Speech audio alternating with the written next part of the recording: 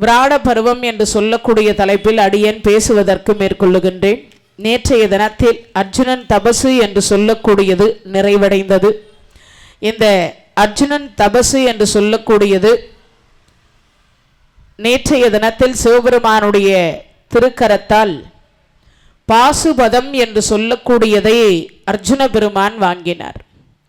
அப்படி பாசுபதம் வாங்கிய உடனே பார்த்தீங்கன்னா நேர அண்ணன் இடத்துல வரல, அண்ணன்கிட்ட வராம நேரா வந்து இந்திர லோகம் போனார். ஏன்னா அங்க சில பிரச்சனைகள் இருக்கிறது. இந்திரன் ஏற்கனவே சொல்லி இருந்த காரணத்தினால் வந்த இந்திரன் கூடவே அழைத்து சென்றார். அப்படி அழைத்து சென்ற பொழுது இந்திர லோகத்திற்கு போன உடனே அர்ஜுன பெருமானை இந்திராணி வரவேற்று சிம்மாசனம் கொடுத்து அங்கு அமரச் செய்து, அதற்கு பிறகு ரம்ப, ஊர்வசி, மேனகை, திலோத்தமை என்று சொல்லக்கூடிய 4 பெண்களும் நடனமாடினாங்க. அதில் நடனமாடுகிற பொழுது ஊர்வசி மட்டும் கொஞ்சம் நடனமாடினால், ரொம்ப அழகாகவே நடனமாடினால். அந்த நடனத்தை பார்த்த அர்ஜுன பெருமான் உற்று பார்த்தார். அப்போ ஊர்வசியினுடைய நடனத்தை புகழ்ந்தார். மானே தரு விடியால் திரு மாதே நிகர் எழிலால் தேனே நிகழ் மொழியால் பொரு சிலையே தரு நுதலால் தானே தனை நிகர்வால் பெயர் திரு நாடகம் எல்லாம் கானே செறி தொடையான் இரு கண் கண்டு கலித்தான். அவ்வளவு அழகா ஆடியதை புகழ்ந்தார். வியந்து சொல்றார், அம்மா நடனத்தை இதுவரைக்கும் நான் இப்படி ஆடி நான் பார்த்ததில்லைன்னார். அப்படி புகழ்ந்த உடனே இரவு வந்துட்டது. இரவு நேரத்தில் இந்த ஊர்வசி போய் நேர அர்ஜுன பெருமானுடைய அந்தப்புறத்துக்கு போகிறாங்க. இரவு 10 மணி.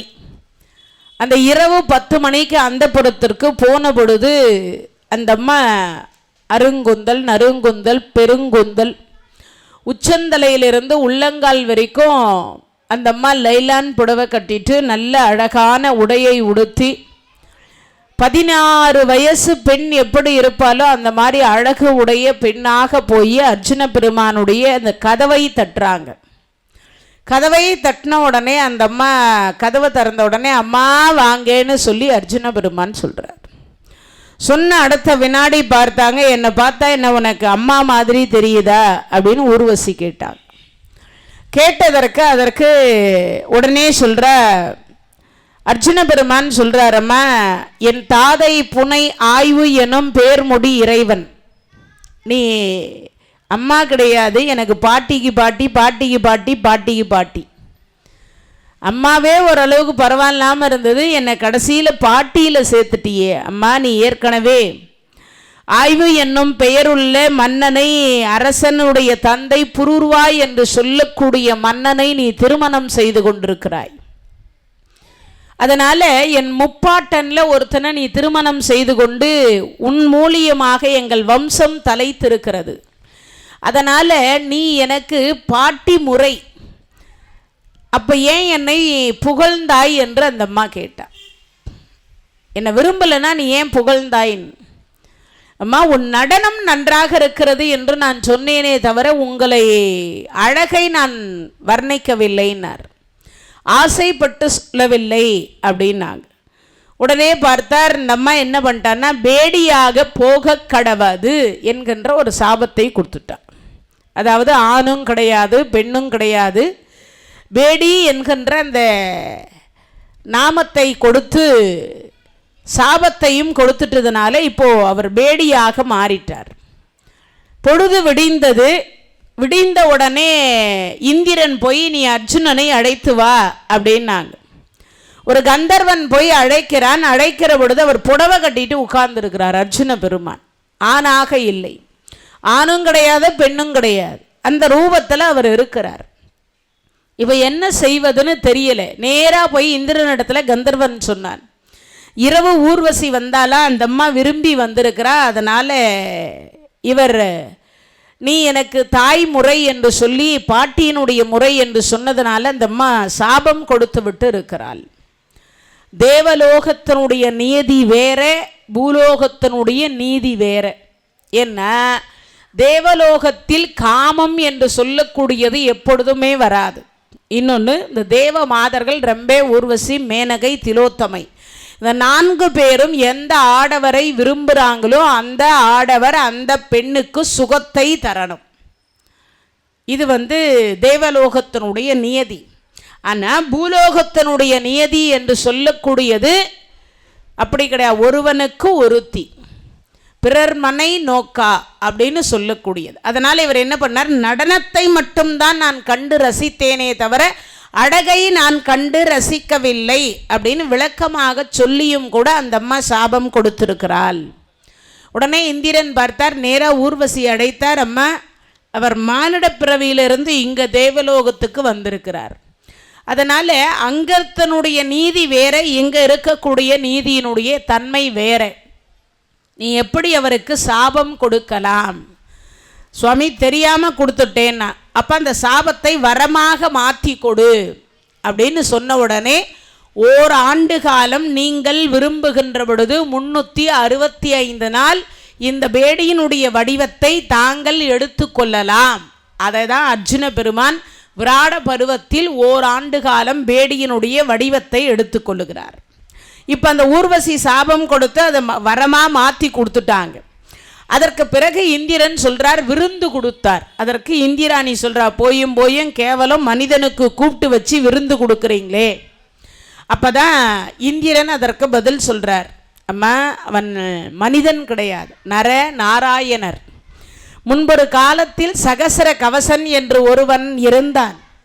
அவனை வதம் செய்வதற்கு நர நாராயணராக நாராயணரே 2 அவதாரம் எடுத்து 1000 வருஷம் தவம் பண்ணுவார். நரன் நாராயணர் அந்த சகசர கவசனிடத்தில் போய் சண்டை போடுவார். இப்படி மாறி மாறி 999,000 ஆண்டு காலம் சண்டை போட்டதாக வரலாறு இருக்கு.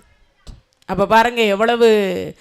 அவன்தான் கர்ணனாக பிறக்கின்றவன். சூரிய பகவானிடத்திலிருந்து குந்தியம்மையாருடைய வயிற்றில் கர்ணனாக பிறக்கின்றவன்.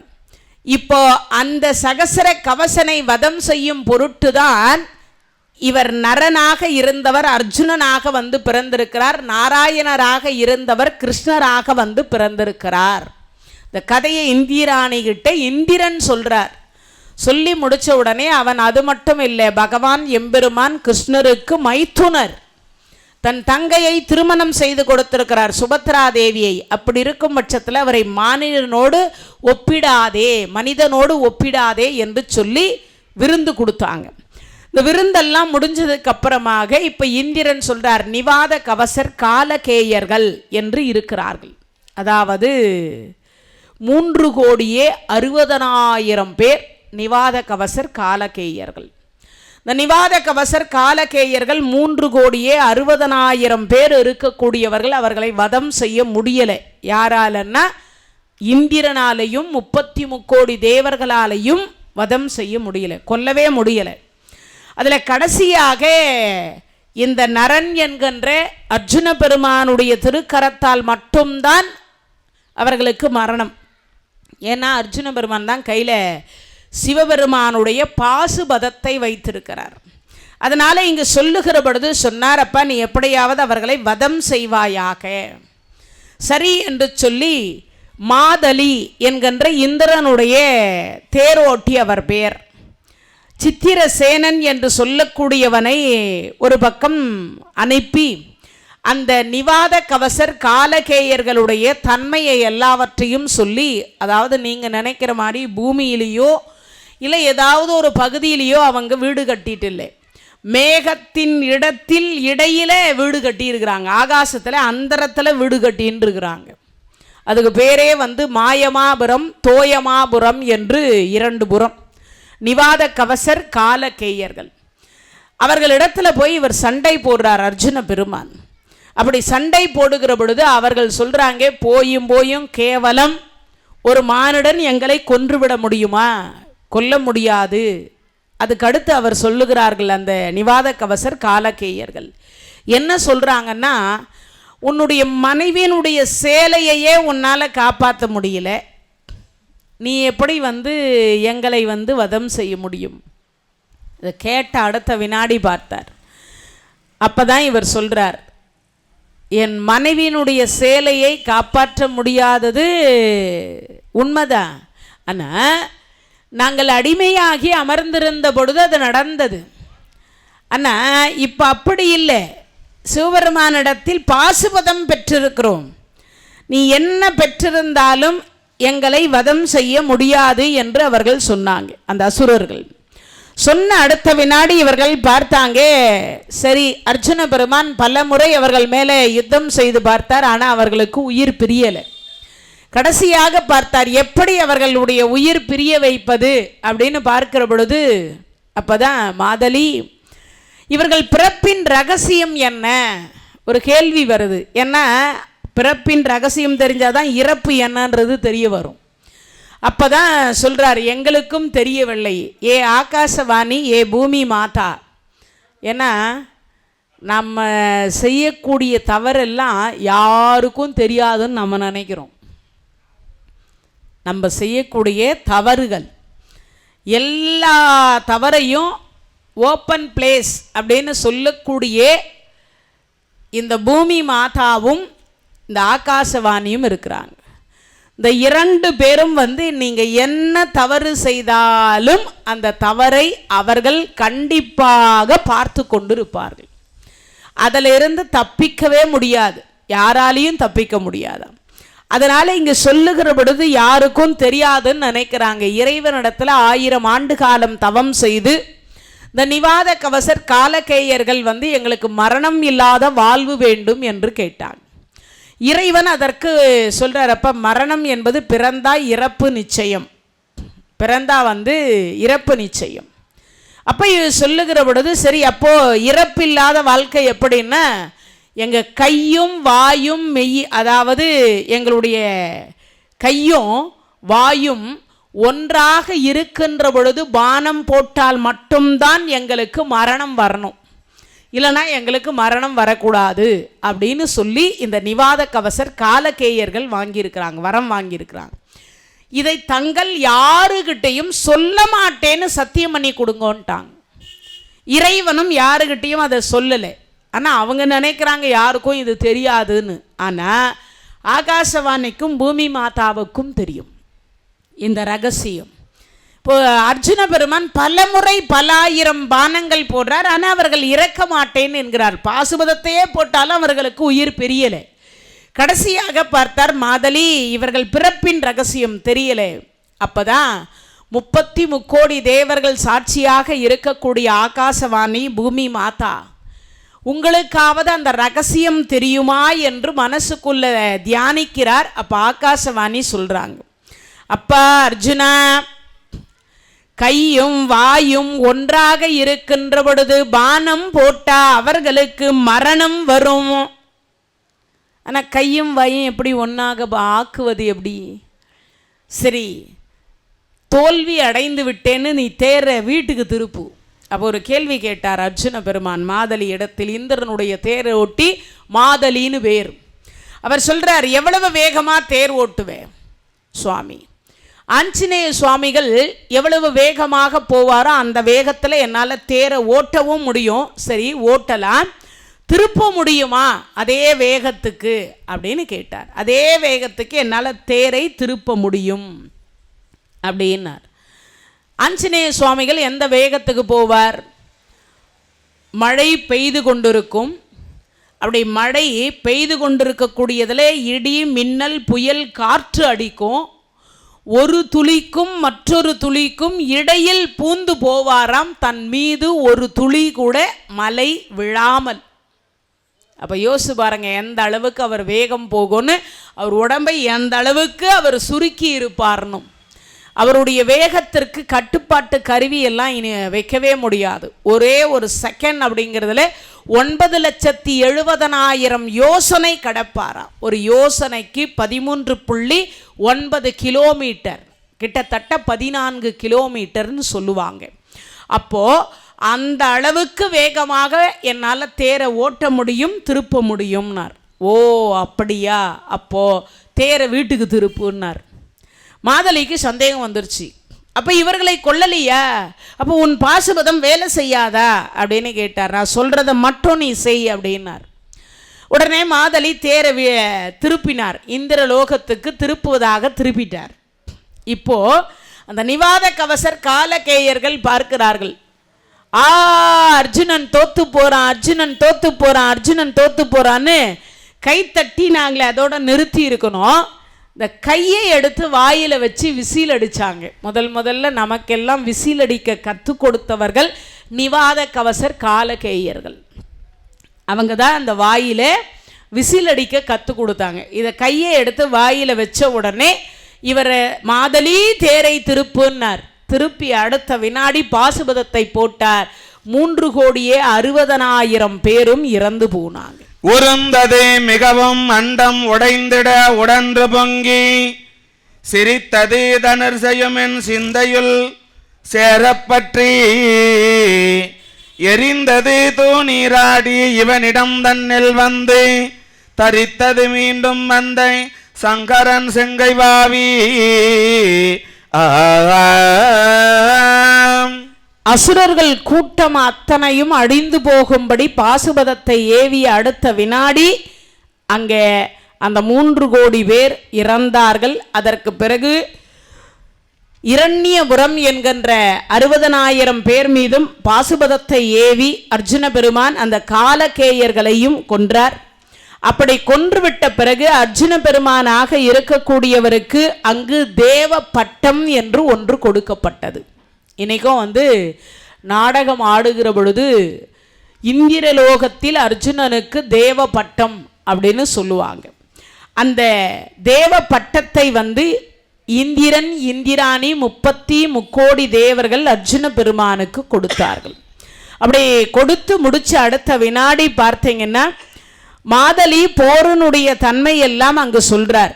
சொல்லி முடிச்சதும் ரோமச முனிவர் என்று சொல்லக்கூடிய முனிவரிடத்தில் விஜயனுடைய வெற்றியை தர்மருக்கு உரைக்கிறாங்க.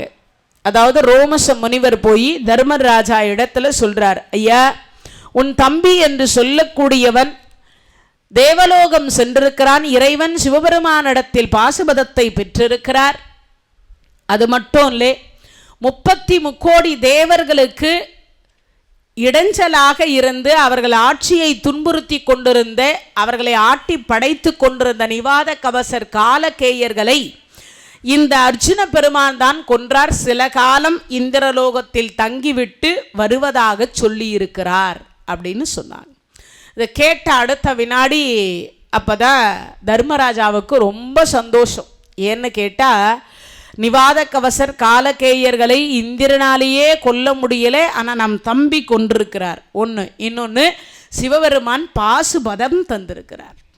33 தேவர்கள் 33 கோடி ஆயுதத்தை கொடுத்துருக்குறாங்க. இது அத்தனையும் அர்ஜுன பெருமான் கையில் இருந்தது. ஆனால் பாசுபதம் பெற்றாரே கண்டி அந்த மகாபாரத யுத்தத்தில் பாசுபதத்தை பயன்படுத்தவே இல்லை. அர்ஜுன பெருமான் அந்த பாசுபதத்தை கடைசி வரைக்கும் பயன்படுத்தலை. ஒரு முறை பயன்படுத்தினார், ஆனால் அதை திரும்ப பெற்றுவிட்டார். ஒரே ஒரு முறை மட்டும் பயன்படுத்தினார், ஆனால் திரும்ப பெற்றுவிட்டார்.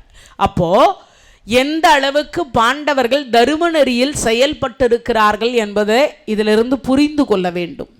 அதற்கு பிறகு புஷ்ப யாத்திரை அப்படின்னு சொல்லக்கூடிய இவங்க எல்லாம் அந்த ரோமச முனிவர் என்று சொல்லக்கூடிய ஆருண்யத்தில் இவர்கள் அனைவரும் வசித்து வருகிற பொழுது ரோமச முனிவராக இருக்கக்கூடியவரிடத்தில் இவங்க அந்த ஆசிரமத்தில் தங்கி இருக்கிறாங்க. அப்படி தங்கி இருக்கிற பொழுது குளிக்கிற நேரத்தில் அப்போது திரௌபதி அம்மாவினுடைய பாதத்தில் ஒரு மலர் வருது. அந்த மலர் வந்த உடனே அதை எடுத்து அந்த அம்மா முகர்ந்து பார்க்கிறார். அந்த மலரை பார்த்த உடனே முகர்ந்து பார்க்கிறார். இந்த மலரை பார்த்து முகர்ந்த உடனே சொல்கிற, சுவாமி இது ரொம்ப அழகாக இருக்குது, பொற்றாமரை மலர் ரொம்ப ரொம்ப அழகாக இருக்குது, 1008 தாமரை இதழ் ரொம்ப கம கம கமன்னு வாசனை வருது. அந்த வாசனையை பார்த்த உடனே அந்த அம்மா சொன்ன, திரௌபதி அம்மா யாருக்கிட்ட சொல்கிறான்னா பீமசேனர்கிட்ட அந்த பூவை காமிச்சு அந்த அம்மா சொல்கிறா, எனக்கு இது மாதிரி ஒரு பூ வேணும் அப்படின்னு சொன்ன அடுத்த வினாடி பார்த்தார். அம்மா நீ ஒன்றும் கவலைப்படாதே, அது எந்த நாட்டில் எந்த லோகத்தில் இருந்தாலும் அதை கொண்டு வந்து கொடுக்க வேண்டியது என் பொறுப்பு அப்படின்னார். ரோமச முனிவர்கிட்ட அந்த பூவை காமிச்சார். காமிச்ச அடுத்த வினாடி பார்த்தார், அந்த பூவை அந்த காமிச்ச உடனே ரோமச முனிவர் சொல்கிறார், அப்பா இது இங்கே கிடையாது, இது குபேரப்பட்டினத்தில் இருக்கிறது. சரி, இங்கிருந்து குபேரப்பட்டினம் என்னமோ பக்கத்தில் இருக்கிறது அப்படின்னு நினைக்கிற மாதிரி அவர் என்ன பண்ணார், நான் கொண்டு வரேன்னு சொல்லிட்டு புறப்பட்டார். இவர் நடக்கிறார். அந்த நடையினுடையதை எப்படி இருக்கான், வரை கலங்க வனம் கலங்க கலங்குறாத மண் கலங்க விண் கலங்க மகர முன்னீர் திரை கலங்க திசை கலங்க ஈறு இல்லாத செங்கலங்க உகங்கலங்க சிந்தையோர் உரை கலங்க உலம் கலங்க துலங்கிய மெய்யில் ஊன் கலங்க விலங்கினோடு புல்லினங்கள் யாவோம். அது கலங்குது. நிறை கலங்க உலகின் உயிர் படை தம்மின் நிலை கலங்காதது உண்டோ. மரம்லாம் அரச மரத்துலேருந்து வேப்ப மரத்துலேருந்து எல்லாம் எப்படி சாயுதான், பொத்து பொத்துன்னு கீழே விழுதுதான். அவர் நடக்கிற நடையிலேயே அப்படி கீழே விழுதான். யோசிச்சு பாருங்க, ஏன் அப்படின்னு ஒரு கேள்வி.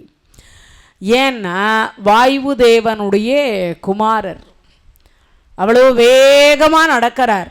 அவர் நடையே அப்படி இருக்கா. இங்கே ஒரு காலடி வச்சார்னா திருவான்மையூரில் ஒரு காலடி வைப்பார். யோசிச்சு பாருங்க. இங்கே ஒரு காலடி வச்சா திண்டிவனத்தில் ஒரு காலடி வைப்பார். அப்போ எவ்வளோ வேகமாக இருக்கும். அந்த நடை நடப்பாராம் பீமசேனர். இப்படி நடங்க போகிற பொழுது அங்கே வழியில் பார்த்தீங்கன்னா ஆஞ்சநேய சுவாமிகள் படுத்திருக்கிறார். கதலி வனம்னு பேர் அந்த வனத்துக்கு. அந்த கதலி வனத்தில் ஆஞ்சநேய சுவாமிகள் படுத்து கொண்டிருக்கிற பொழுது அனுமனை கண்டு பீமசேனர் திகைத்து, ஏ குரங்க, வெளியில் என்ன உனக்கு படுக்க, வழி விடு அப்படின்னார். டேப்பா வயசாகி போச்சு, நானும் படுத்து கிடக்கிறேன், எனக்கு வயசாயிடுச்சு. ஏன், ராமாயண காலத்தில் இருந்தவர் ஆஞ்சநேய சுவாமிகள், இப்போ இருந்தவர் கிடையாது. ராமாயண காலத்தில் ராமாவதாரத்தின் பொழுது இருந்தவர். இப்போ கிருஷ்ண அவதாரம் வந்துட்டுது. அப்போ பாருங்கள், ஒரு யுகம் அவருடைய ஆயுள் காலம். அதனால் வயசாயிடுச்சு. அவர் சொல்கிறார், அப்போ இந்த கதலி வனத்துக்கு யாரும் வரமாட்டாங்களே, நீ யார், இங்கே எதுக்கு வந்தே? என்னை யாருன்னு கேட்குறியா? என்னை பற்றி உனக்கு என்ன தெரியும்? ஏ குரங்க, உனக்கு என்ன எங்கள் அண்ணா ஆஞ்சநேய சுவாமிகள்னு நினைப்பா? ஐயோ, யார்ராப்பா உங்கள் அண்ணன் ஆஞ்சநேய சுவாமி? எங்கள் அண்ணாவை பற்றி உனக்கு தெரியாதா? யார், உங்கள் அண்ணாவா அப்படின்னு ஒருத்தர் இருந்தானான்னு. ராமபெருமானுக்கு தூதனாக இருந்தவர் எங்கள் அண்ணா. ராமரையும் சீதையும் சேர்த்து வைத்தவர் எங்கள் அண்ணா. சேது பாலத்தை கட்டியவர் எங்கள் அண்ணா. எங்கள் அண்ணாவை பற்றி அவனே ஒரு குரங்கு. ஏ குரங்கே, உனக்கு எவ்வளவு இருக்கும், எங்கள் அண்ணாவை போய் குரங்கு என்று சொல்லுகிறாய? ஏன்னா இவ்வளவு காலம் ஆஞ்சநேய சுவாமிகளுக்கு பேசுறதுக்கு ஆள் கிடைக்கல. அவர் தவத்தில் இருந்தார். இப்போ பேசுறதுக்கு, அதுவும் தம்பி கிடைச்சிருக்கிறாருன்றதுக்காக அவர் சில நேரம் கொஞ்ச நேரம் பேசுறார். சரி, யாரா வேணா இருந்துட்டு போட்டோம், எங்கள் அண்ணாவை பற்றி நீ என்ன நினைக்கிறாய்? அதெல்லாம் ஒன்றும் நினைக்கல.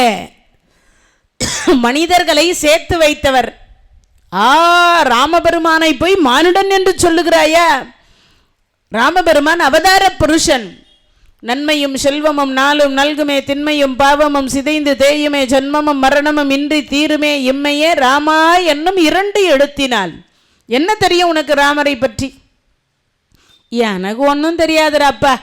ஏதோ ராமனை சொன்னாங்க, ராமனையும் சீத்தையும் என்னமோ அந்த குரங்கு இருக்கானாமே, எவன் அந்த ஆஞ்சநேயன் சேர்த்து வச்சுதான் சொன்னான். அவன் இவன்னு சொல்றியா நீ?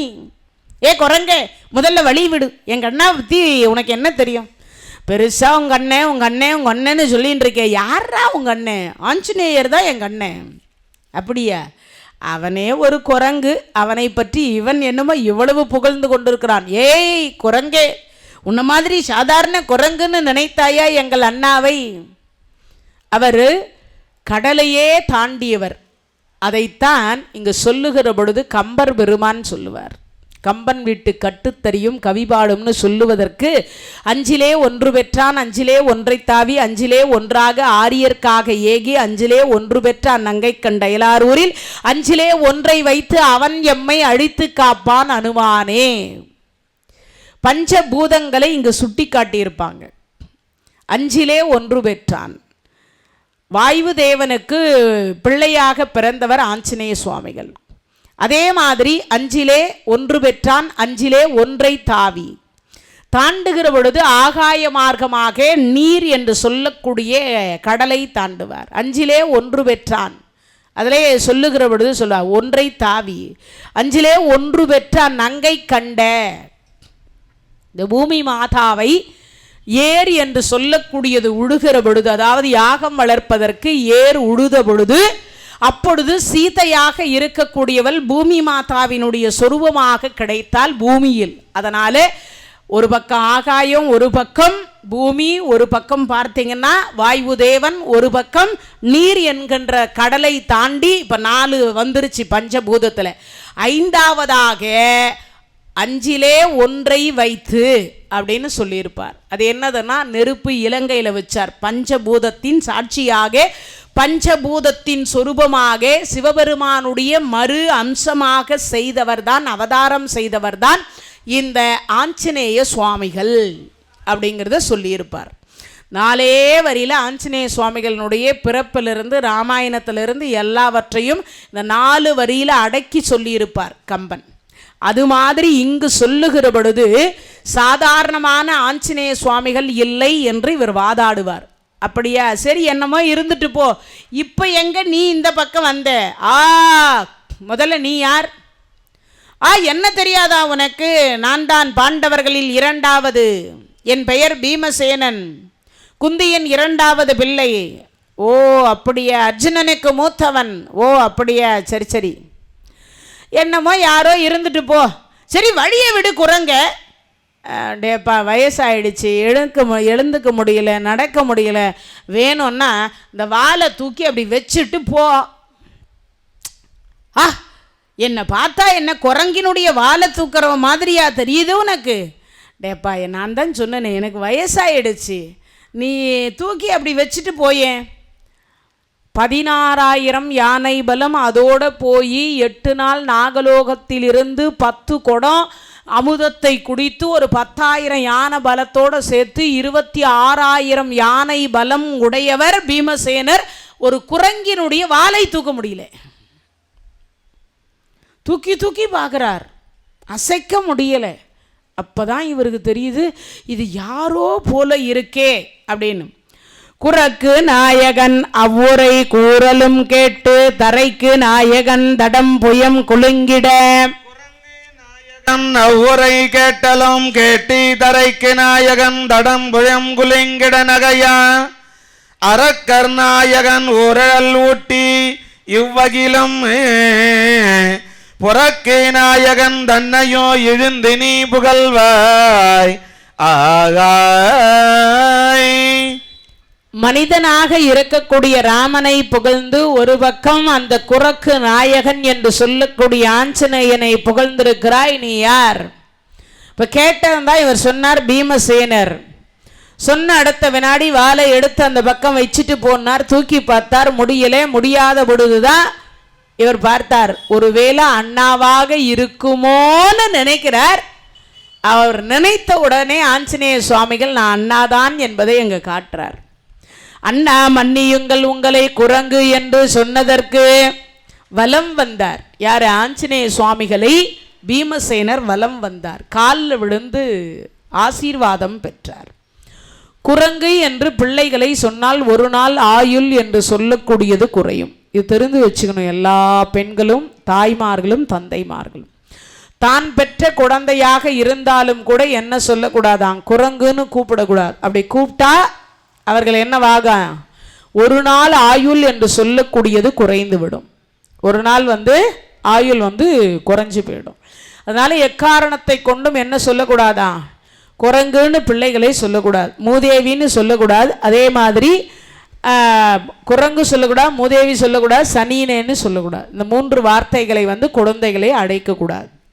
இப்போ இங்கே சொல்லுகிற பொழுது குரங்கு என்று தாங்களை அழைத்ததனுடைய என்னை மன்னியுங்கள் என்று சொன்னார். அப்போ இந்த பக்கம் யாரும் வரமாட்டாங்களே, நீ எப்படி வந்தாய், எதற்காக இந்த பக்கம் வந்தாய் அப்படின்னார். நான் குபேரப்பட்டினம் செல்ல போகிறேன். எதற்கு? இதே மாதிரி ஒரு மலர் கொண்டு வர சொல்லி என்னிடத்துல திரௌபதி கேட்டிருக்கிறா. அதனால் அந்த மலர் பறிப்பதற்காக நான் குபேரப்பட்டினத்திற்கு செல்லுகிறேன்னார். சொன்ன அடுத்த வினாடி பார்த்தாரப்பா, அது சாதாரண இடம் அல்ல, உன்னால் போக முடியாதுன்னார். யார்? ஆஞ்சநேய சுவாமிகள். சொன்ன உடனே எனக்கு 26,000 யானை பலம் இருக்குன்னு சொல்லலை. யாரு? பீமசேனர். அண்ணா, தங்கள் ஆசீர்வாதம் இருந்தால் நான் போவேன்னார். நாமெல்லாம் கூட என்ன சொல்லணும்? தெய்வத்தினுடைய ஆசீர்வாதம் இருந்தால் நாம் எல்லாம் போகலாம் என்று சொல்லணும். நமக்கு என்ன பலம் இருக்குது, எவ்வளவு பதவி இருக்குது, பட்டம் இருக்குன்னெல்லாம் நம்மளால் சொல்லிக்கவே முடியாது. ஆனால் என்ன வேணும் நமக்கெல்லாம்? முடிஞ்ச வரைக்கும் நம்ம இடத்துல இருக்கிறதை காட்டிலும் தெய்வத்தினுடைய திருவருள் இருந்தால் மட்டும்தான் போக முடியும் அப்படின்னு நம்ம நினைக்கணும் மனசுக்குள்ளேயாவது. நான் எவ்வளவு பெரிய ஆள், எவ்வளவு செல்வம் இருக்குது, நான் எவ்வளவு படிச்சிருக்கேன், அதனால் என்ன ஆகிடும்?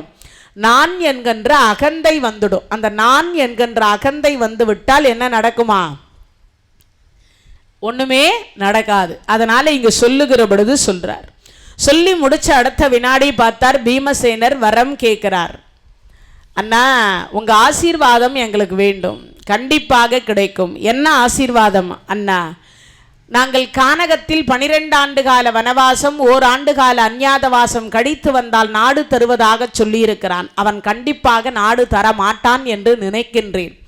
மகாபாரத யுத்தம் என்று சொல்லக்கூடியது வரும். அந்த மகாபாரத யுத்தம் ஒன்று வருமே, ஆனால் நீங்கள் எங்களுடைய தம்பியினுடைய ஆஞ்சநேய சுவாமிகளினுடைய கொடி, அனும கொடி அர்ஜுன பெருமானுக்கு. அதனால என் தம்பியினுடைய கொடியிலிருந்து நீங்கள் எங்களை ஆசீர்வாதம் செய்து எங்களை வெற்றி பெற செய்ய வேண்டும் அண்ணா, அதற்கு தங்கள் ஆசி வேண்டும் என்று காலில் விழுந்து வணங்கி கேட்டார். அதற்கு கொடுத்தார். யார் கொடுத்தது? ஆஞ்சநேய சுவாமிகள். அதே மாதிரி நான் ஆசீர்வாதத்தை செய்கிறேன் அப்படின்னார். செய்து முடிச்சதுக்கு அப்புறமா உனக்கு வேறு என்ன வேண்டும்னார். அண்ணா, எனக்கு இப்போதைக்கு ஒன்றும் வேண்டாம், ஆனால் நீங்கள் இவ்வளோ குட்டியாக இருக்கிறீங்களே, உங்களுடைய விஸ்வரூப தரிசனம் பார்க்க வேண்டும் எனக்கு ஆசைனார். அப்பதான் அந்த விஸ்வரூப தரிசனத்தை காட்டுறார். படியினது எல்லை, பதத்தினது எல்லை, மடியினது எல்லை. படியினது எல்லை, பதத்தினது எல்லை, மடியினது எல்லை, அவ்வாவினது எல்லை, அடியினது எல்லை, அளப்பரியதென்றால் முடியினது எல்லை முடிந்திடலாமோ? படியினது எல்லை, பதத்தினது எல்லை, மடியினது எல்லை, அவ்வாணினது எல்லை, அடியினது எல்லை அளப்பரியதென்றால் முடியினது எல்லை முடிந்திடலாமோ? திருமுடியே பார்க்கவே முடியல, பாதத்தை மட்டும்தான், ஆஞ்சநேய சுவாமிகளுடைய பாதத்தை மட்டும்தான் பார்க்க முடிஞ்சது பீமசேனரால. மற்றது எதையுமே பார்க்க முடியல. அண்ணா, எனக்கு தங்கள் முகமே தெரியல. ஏன்? அது சூரிய மண்டலம், சந்திர மண்டலம், நட்சத்திர மண்டலம் எல்லாத்தையும் தாண்டி தாண்டி தாண்டி தாண்டி அதனுடைய உயரம் போய் கொண்டே இருக்கு. இவரால் எதையும் பார்க்க முடியல, பாதத்தை மட்டும்தான் பார்க்க முடிஞ்சுது. அதனால தான் இன்றைக்கும் சொல்லுவாங்க, அடி உதவுவது போல. அண்ணன் தம்பி கூட உதவ மாட்டாங்க. அதுக்கு என்ன அர்த்தம்? இறைவனுடைய திருவடி உதவுவது போல. பெருமாளுடைய திருவடி நம்ம எல்லாம் என்ன வச்சுக்கிறோம் தலையில்? சடாரி. சடாரி என்கின்ற பகவானுடைய திருவடியே நாம தலையிலே நமக்கு வைக்கிறாங்க. அந்த திருவடி என்று சொல்லக்கூடிய, அதனால தான் அடி உதவுவது போல, அண்ணன் தம்பிங்க கூட இறைவனுடைய திருவடி உதவுவது போல உலகத்தில் வேறு எதுவும் நம்மைக்கு உதவாது அப்படின்னு அர்த்தம். இங்க சொல்லுகிற பொழுது சொல்றார், அந்த பார்க்க முடியலன்னு சொன்ன அடுத்த வினாடி சொன்னார். அவர் அப்படியே தன் உருவத்தை சுருக்கினார், ஆசீர்வாதம் செய்தார். பேரு உருவத்தை காண முடியவில்லை என்று சுருக்கி கொண்டார். அதை பார்த்து முடிச்சுட்டு அவர் காலில் விழுந்து ஆசீர்வாதம் வாங்கிவிட்டு அந்த குபேரப்பட்டினம் என்று சொல்லக்கூடிய குபேரப்பட்டினத்திற்கு புறப்பட்டு செல்லுகிறார். அப்படியே குபேரப்பட்டினத்திற்கு புறப்பட்டு சென்றவுடனே அங்கு புண்டரீகன் என்று சொல்லக்கூடியவன் காவல் காத்து கொண்டிருக்கிறான். பீமசேனருக்கும் அந்த புண்டரீகன் என்கின்ற அரக்கனுக்கும் யுத்தம் நடக்குது. அப்படி யுத்தம் நடந்தவுடனே புண்டரீகன் என்று சொல்லக்கூடியவனை அவர் வதம் செய்கிறார். அங்க இருக்கக்கூடிய காவலர்களை அத்தனை பேரையுமே, கிட்டத்தட்ட பல லட்சம் பேர் காவல் இருக்கிறாங்க, அந்த பல லட்சம் பேரையும் இவர் அடித்து அடித்து அடித்து அடித்து கொல்லுகிறார். பிடித்தனன் சிலரை அள்ளி பிசைந்தனன் சிலரை மண்ணில் அடித்தனன் சிலரை அங்கம் அசைத்தனன் சிலரை. என்ன பண்ணாரா? ஒவ்வொரு இடத்திலேயும் ஒவ்வொருத்தரை பிடிச்சு பிடிச்சு அடித்தார். பிடித்தனன் சிலரை அள்ளி பிசைந்தனை சிலரை மண்ணில் அடித்தனன் சிலரை அங்கம் அகைத்தனன் சிலரை எண்ணம் முடித்தனன் சிலரை போக முகிந்தனன் சிலரை கண்டா ஒடித்தனன் சிலரை அஞ்ச ஒரு கிரண் சிலரை மன்னோ.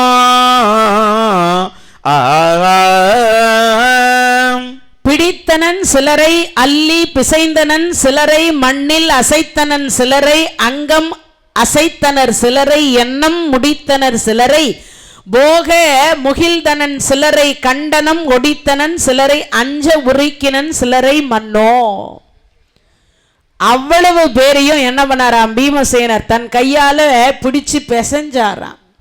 நம்ம எல்லாம் சொல்லுவோம்ல, மாவு பிசைவது போல அப்படின்னு. அப்படி பிசைகிறார். ஒரு சில பேரை அடிக்கிறார், ஒரு சில பேரை நிலத்துல மோதுகிறார், ஒரு சில பேரை பார்த்தீங்கன்னா கையிலேயே கசக்கிறார்.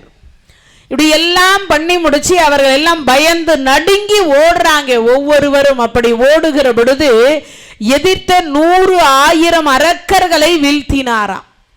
100,000 100,000னா எவ்வளவு? 1,00,000 பேர் கொன்றுட்டார். அப்பதான் சமாதானம் செய்வதற்காக சங்கோடனன் என்ற குபேரன் சொல்றார். குபேரன் இடத்துல போய் அவர் போய் சொல்றார், ஐயா, யாரோ ஒரு மனிதன் மானிடன் வந்திருக்கிறான். அந்த மானிடன் சாதாரணமானவனாக தெரியல. அப்போ இந்திரனுடைய மகன் உருத்திரசேனன்றது சொல்றார், அந்த மாயனை நாம ஏதாவது பண்ணணும்னு. அப்போ அவர் சொல்றார், சமாதானமா அவன் எதுக்கு வந்திருக்கிறான்னு கேட்டுட்டு அவனுக்கு வேண்டியதை கொடுத்துட்டா இவ்வளவு பேர் சாக வேண்டியது இல்லையே அப்படின்றான். சரி என்று சொல்லி அந்த மலரை போய் உருத்திரசேனன் பீமசேனருக்கு கொடுக்கிறார். மறுபடியும் அந்த பூவை எடுத்து பொற்றாமரை என்று சொல்லக்கூடிய இதிலே விளையாடிட்டு அந்த மலரை கொண்டு வந்து கொடுத்துடுறார். கொடுத்தாரே, அதோட நிறுத்தி இருக்கணும். இப்ப கேட்கிறார் தர்மராஜா, அம்மா ரொம்ப நேரமா ஒருத்தனை காணமே, எங்க போய்கிறான்? சுவாமி, நான் இது மாதிரி ஒரு பூ கேட்டேன் சுவாமி. அப்படியா? இது எங்கே இருக்கக்கூடிய பூ? காட்டில் இருக்காமா? இல்லை சுவாமி. ரோமச முனிவர் சொன்னார், அவன் இந்த மலரை காட்டி எங்கே இருக்குன்னு கேட்டார் தருமா. நான் தான் சொன்னேன் குபேரப்பட்டினத்தில் இருக்குன்னு சொன்னேன். அப்போ குபேரப்பட்டினத்திற்கு சென்றிருக்கிறானா? ஆமாம். கடோத்கஜா, உங்க அப்பா எங்கே இருக்கான்னு பாருன்னார்.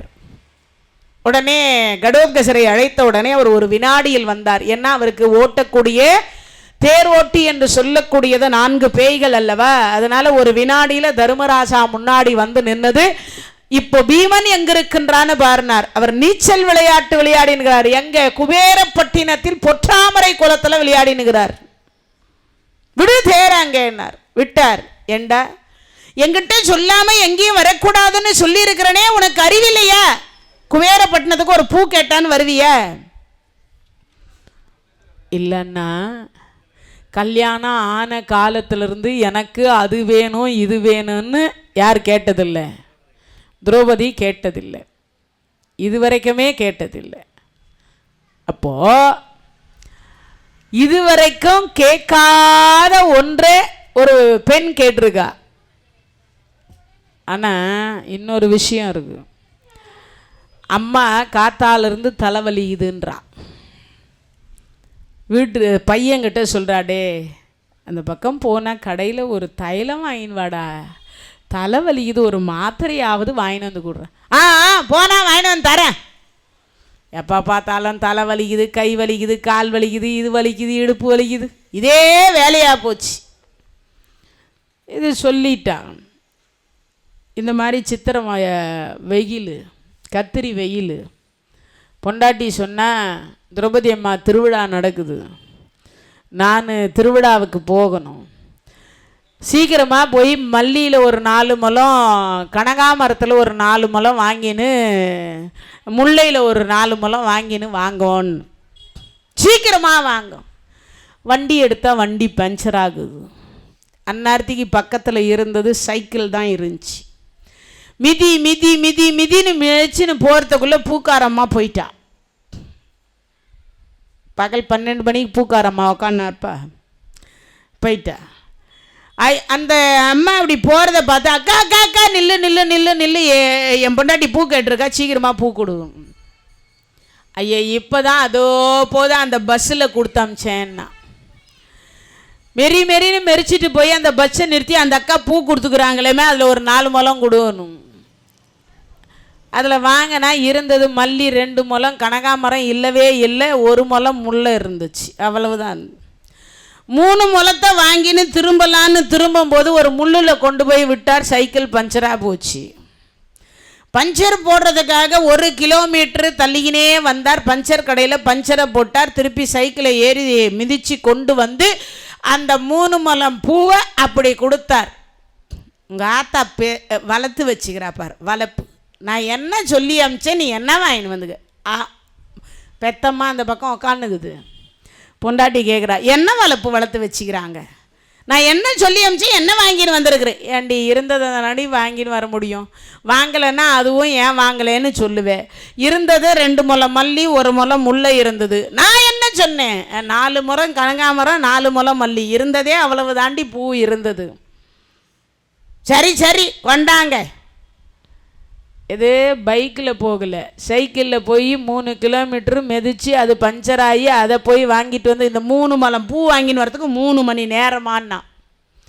பக்கத்தில் இந்த கிளவி சிரிச்சா, பக்க பக்க பக்க பக்கன்னு. ஏண்டா ஒரு மாத்திரையும் ஒரு தைலமும் கேட்டேன். என்ன சொன்னேன், போனால் வாங்கிட்டு வர்றேன். இப்போ அது வழியாக தானே போனேன். அப்போ கூட பெத்தாத்தாளுக்கு மாத்திரை வாங்கணும், ஒரு தைலம் வாங்கணும்னு தோணுச்சா?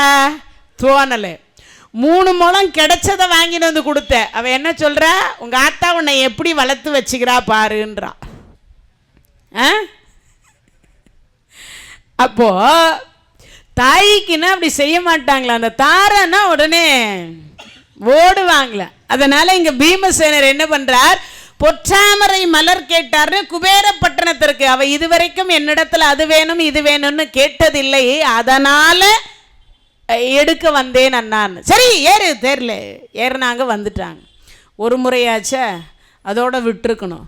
2வது நாள் குளிக்க போனா பாருங்க, அங்க ஒரு பூ வாசனை கம கம கம கம கமன்னு தோணுது. அந்த வாசனை பூவை எடுத்து திருப்பி காட்டுறா இந்த அம்மா. காட்டின அடுத்த வினாடி பார்த்தார். அப்பதான் யோசிக்கிறார். உடனே பார்த்தார், திரௌபதி அம்மாவினுடைய அந்த ஆசையை நிறைவேற்றி வைக்க வேண்டும் என்று கருதி மீண்டும் குபேரப்பட்டினத்துக்கு போகிறார். அப்படி குபேரப்பட்டினத்திற்கு சென்று அங்கு இருக்கக்கூடிய எல்லாரையும் கொன்று குவித்து, அதற்கு பிறகு பார்த்தீங்கன்னா அங்கு சகடாசுரன் என்று சொல்லக்கூடிய சடாசுரன் என்கின்ற ஒருவனை கொன்று, அதற்கு பிறகு பார்த்தீங்கன்னா அங்க இருக்கக்கூடிய வனத்தில் இருக்கக்கூடிய அஷ்டகோண முனிவர் என்கின்ற பர்வதம் அந்த இடம், அந்த இடத்தில் இருக்கின்ற பொழுது அங்கதான் நீர் என்று சொல்லக்கூடியதில் அடித்து வரக்கூடிய ரத்னகிரி, அதாவது குபேரப்பட்டினத்திலே பல ஊர் இருக்கு, அதில் ரத்னகிரி என்று சொல்லக்கூடிய இடத்துல தான் இந்த மலர் கிடைக்கும் அப்படின்னாங்க. உடனே மலரை பறிக்க சென்றார். அங்கு மணிமாலன் என்று சொல்லக்கூடிய குபேரப்பட்டினத்தினுடைய சேனாதிபதி அவரை கொன்றுவிட்டு அந்த மலரை பறிக்கிற பொழுது அப்பதான் தர்மராஜா கேட்கிறார், அம்மா திரௌபதி எங்கே அவனை காணவில்லை, பீமசேனர் எங்கே? அதற்கு அந்த அம்மா சொல்றா, இந்த பூவை காமிச்சு கேட்டேன், அவர் குபேரப்பட்டினத்தில் இருக்கக்கூடிய ரத்னகிரி பட்டினத்திற்கு போயிருக்கிறார். உனக்கும் இதே வேலையா போச்சு, அவனுக்கும் இதே வேலையா போச்சான்னு மீண்டும் கடோத்கஜனை அழைத்து குபேரப்பட்டினத்துக்கு போறார். குபேரன் பீமசேனரை கொல்லும் பொருட்டு யுத்தத்துக்கு வரார். அப்பதான் தர்மராஜா சொல்றார், ஐயா, என் தம்பி தெரியாமல் செய்துவிட்டான், மன்னியுங்கள். என் தம்பி தெரியாமல் செய்துவிட்டான், மன்னியுங்கள். ஆர்வம் என்று சொல்லக்கூடிய மனைவி கேட்டாலே என்பதற்காக ஆர்வத்தில் வந்து பூவை பறிக்க வந்து விட்டான். நீங்க கொல்ல நினைக்கிறதா இருந்தா என்னை கொல்லுங்க, என் தம்பியை விட்டுடுங்க. நீங்க கொல்றதா இருந்தா யாரை கொல்லணும்? என்ன கொல்லுங்க, என் தம்பியை விட்டுடுங்க. சொன்ன அடுத்த வினாடி பார்த்தார், அப்படியா, நீங்கள் யார்? அப்பதான் அதுக்கு இவர் சொல்றார், நான் தர்மராஜா. இந்த நாட்டை தோத்து, நகரத்தை தோத்து, பொன்னை தோற்று, பொருளை தோற்று, தன்னையும் தோற்று, மனைவியும் தோற்று, அதே தர்மராஜா. தர்மரே வணக்கம். இவர் என் தம்பி பீமசேனன். சரி, தெரியாமல் நடந்து விட்டது. தர்மரே, நீங்கள் சாம்ராட் பட்டம் பெற்றவர் அல்ல? ஆமா, நான் உங்களுடைய ராஜசூய வேள்விக்கு வந்திருக்கிறேனே. ஆமாம். உங்களுக்காய் இந்த நிலை. நடந்து முடிந்ததை பேச வேண்டாம், நடந்து முடிந்ததை பற்றி பேச வேண்டாம். சொல்லி முடிச்ச அடுத்த வினாடி பார்த்தார், அப்படியா, உங்களுக்கு என்ன வேண்டும்? இந்த மலர் வேணும். பீமா, பறிச்சியா? பறிச்சிட்டேன், போலாமா? அப்ப குபேரன் சொன்னார், தர்மரே, உங்க காலடி இந்த குபேரப்பட்டினத்தில் நான் உட்கார்ற சிம்மாசனத்தில் படணும். யாருடைய குபேரப்பட்டினம்? குபேரனுடைய லோகத்தில், குபேரப்பட்டினத்தில் தருமருடைய அந்த அரண்மனை என்று சொல்லக்கூடிய குபேரனுடைய அரண்மனையில தர்மராஜாவினுடைய பாதம் படணுமா? யோசிச்சு பாருங்க. அந்த பாதம் பட வேண்டும் என்பதற்காக குபேரனே அழைக்கிறார். அழைத்தவர், நம்ம வீட்டுக்கு ஒரு விருந்தாளி வந்திருக்கிறார், அவருக்கு ஏதாவது கொடுக்கணுமேன்னு குபேரன் சொல்றார், கஜானாவை திறந்து விட்டார். என்ன திறந்து விடுறார? கஜானாவையே திறந்து விட்டார். அந்த கஜானாவை திறந்து விட்ட அடுத்த வினாடி பார்த்தீங்கன்னா, என்ன வேணுமோ அள்ளிக்கங்க. இல்லை, உங்களுக்கு கொண்டு போவதற்கு சிரமமாக இருந்தா சொல்லுங்க, நானே கொண்டு வந்து பூமியில இறக்கி வச்சு விடுறேன், நீங்க சொல்லக்கூடிய இடத்தில்னார். யார் சொல்றது? குபேரன், செல்வத்திற்கு அதிபதி. அவர்கிட்ட இருந்துதான் நமக்கெல்லாம் வரணும்.